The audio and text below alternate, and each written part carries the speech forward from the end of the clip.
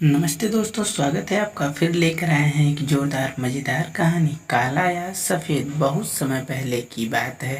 किसी गांव में एक किसान रहता था। उस किसान की एक बहुत ही सुंदर बेटी थी। दुर्भाग्यवश गांव के जमींदार ने उसने बहुत सारा धन उधार लिया हुआ था।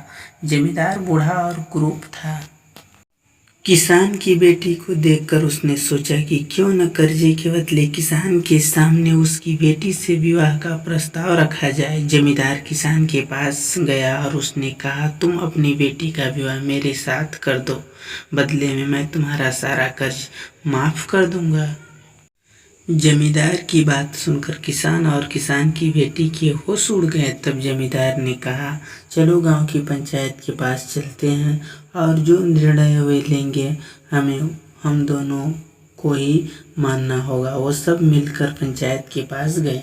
उन्हें सब कह सुनाया। उसकी बात सुनकर पंचायत ने थोड़ा सोच विचार किया और कहा, ये मामला बहुत उलझा हुआ है, अंततः हम इसका फैसला किस्मत पर छोड़ते हैं। जमींदार के सामने पड़े सफ़ेद और काले रोड़ों में ढेर से एक काला और एक सफ़ेद रोड़ा उठाकर एक थैले में रख दिया।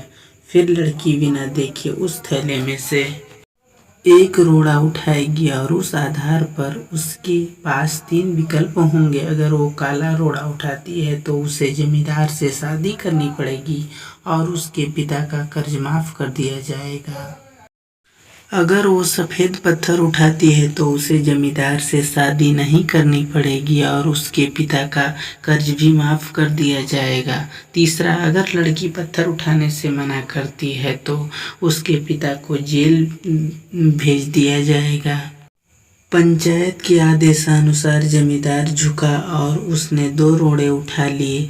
जब वो रोड़ा उठा रहा था तो तब तेज आंखों वाली किसान की बेटी ने देखा कि उस जमींदार ने दोनों काले रोड़े ही उठाए और उन्हें थैले में डाल दिया है।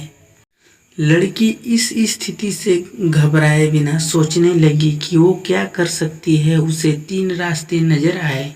वह रोड़ा उठाने से मना कर दे और अपने पिता को जेल जाने दे। दूसरा, सबको बता दे कि जमींदार दोनों काले पत्थर उठाकर सबको धोखा दे रहा है। वह चुप रहकर काला पत्थर उठा ले और अपने पिता को कर्ज से बचाने के लिए जमींदार से शादी करके अपना जीवन बलिदान कर दे। उसे लगा कि दूसरा तरीका सही है, पर सभी उसे एक और भी अच्छा उपाय सूझा। उसने थैले में अपना हाथ डाला और एक रोड़ा अपने हाथ में ले लिया और बिना रोड़े की तरफ देखे उसके हाथ से फिसलने का नाटक किया।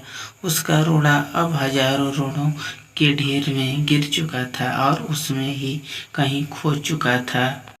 लड़की ने कहा, हे भगवान, मैं कितनी फूहड़ हूँ, लेकिन कोई बात नहीं। आप लोग थैले के अंदर देख लीजिए कि कौन से रंग का रोड़ा बचा है, तब आपको पता चल जाएगा कि मैंने कौन सा उठाया था जो मेरे हाथ से गिर गया। थैले में बचा हुआ रोड़ा काला था।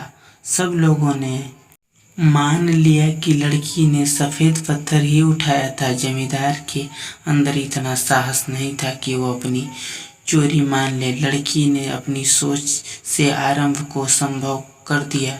मित्रों, हमारे जीवन में भी कई बार ऐसी परिस्थितियां आ जाती हैं जहां सब कुछ धुंधला दिखाई देता है।